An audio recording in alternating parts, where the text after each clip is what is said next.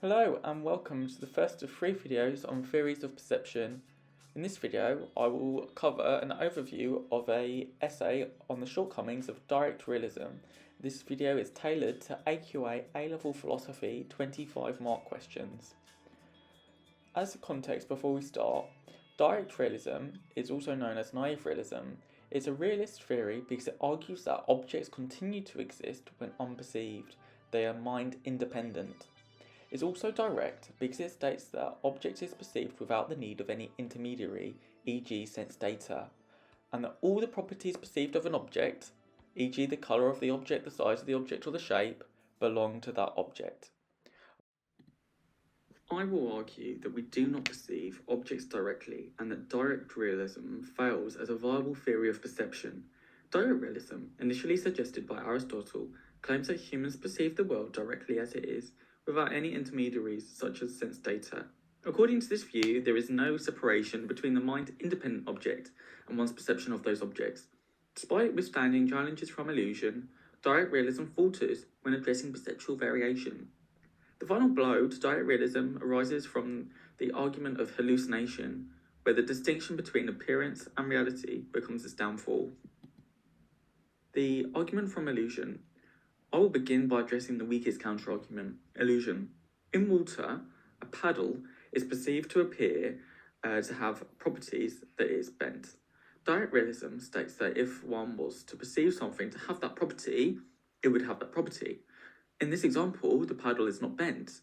Therefore, the bent property must be something mental. For example, an intermediary like sense datum.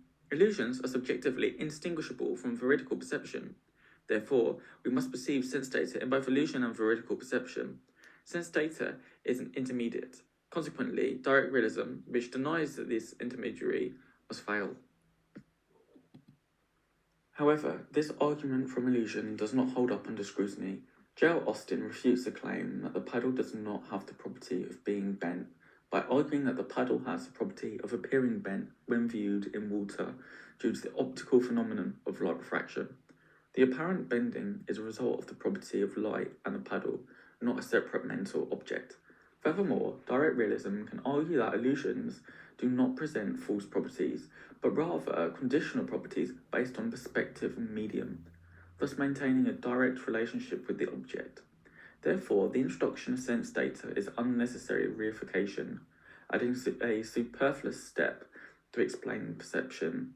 Occam's razor favours a simpler explanation that attributes the apparent bending of the paddle to the light refraction and not the sense data. We would shift focus to the argument from perceptual variation as it presents itself as a stronger challenge to direct realism, as it does not commit this unnecessary reification. The argument from perceptual variation. A more substantial counter-argument against direct realism concerns perceptual variation, which damages the direct realist's argument. Direct realism asserts that the properties we perceive in an object belong to the object itself. However, our perception of these properties can vary depending on different conditions. Using Russell's example, a table viewed from a different angle may no longer appear rectangular, and its colour might seem to change under different lighting conditions. Thus, the object appears different from various perspectives, indicating that our perception of the object's properties is not identical to the object itself. This discrepancy suggests that we do not directly perceive objects as they are. To refute this, a more sophisticated view of direct realism can be adopted. This would incorporate the concept of relational properties, properties that objects have due to their relation to other factors, such as lighting or viewing angle, and perspective invariant properties, properties like mass and atomic structure, that remain constant regardless of observer's perspective or condition. Direct perception can be categorized into these two categories. The change in perceived colour of the table can be attributed to the lighting condition rather than the table itself. To determine the true colour of the table, true property of the object, one must use standard optimal conditions. In this case, one would use white light with standard visibility and a standard observer. Similarly, the shape of the table is perceived differently due to the observer's angle, but this does not imply change in the table's actual shape. By accounting for these relational properties, direct realism can address perceptual variation without invoking sense data.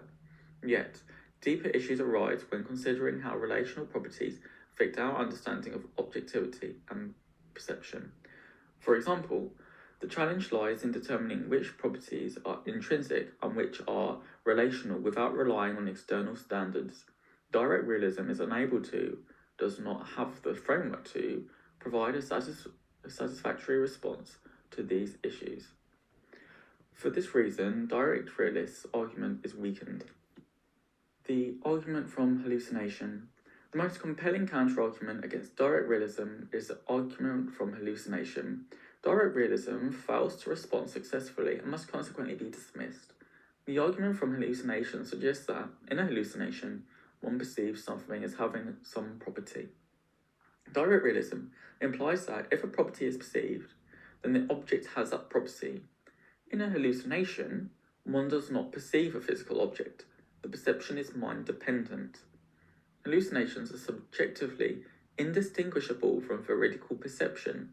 Therefore, all perception must be from sense data. Direct realism would therefore fail. Unlike illusion, an object is not causing the perceived property.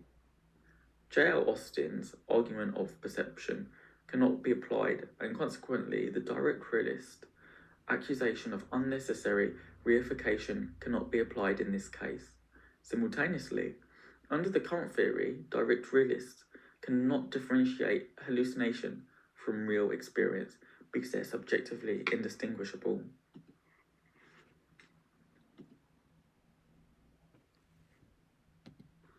Direct realism attempts to address this through disjunctivism, as proposed by Paul Snowden. This is a theory which states that there are two fundamentally different types of perceptual experience: veridical perception and illusion or hallucination. It argues that hallucination is like to a dream in how it is caused by neurological activity in a psychological state, which is completely different from perception of external objects, mental states, and sense data. Perception, according to this view, involves a cognitive contact with reality, unlike hallucination. However, this response is weak because it relies on a terminological distinction and lacks empirical evidence to justify the categorization of hallucination as fundamentally different from perception. This categorization appears unsolicited in scenarios of near hallucination or daydreaming and vivid imagination. Disjunctivists cannot respond to these cases because hallucination and veridical experience are occurring simultaneously and superimposed. They must not therefore be fundamentally different. Empirical studies showing the brain's involvement in both veridical and hallucinatory experiences further complicate this distinction, suggesting that perceptual mechanisms might not be as straightforwardly separatable as disjunctivism claims. Furthermore, disjunctivism's separation of hallucination from perception appears ad hoc and undermines the common sense approach which direct realism relies upon. In conclusion, direct realism is able to successfully respond to arguments from illusion, but struggles in response to perceptual variation. The final blow to direct realism is hallucination.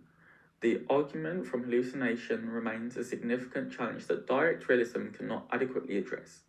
Disjunctivists' responses are ad hoc, self-assuming, and reliant on terminological distinctions, making them insufficient. Thus, we do not perceive objects directly, and direct realism ultimately fails as a theory of perception.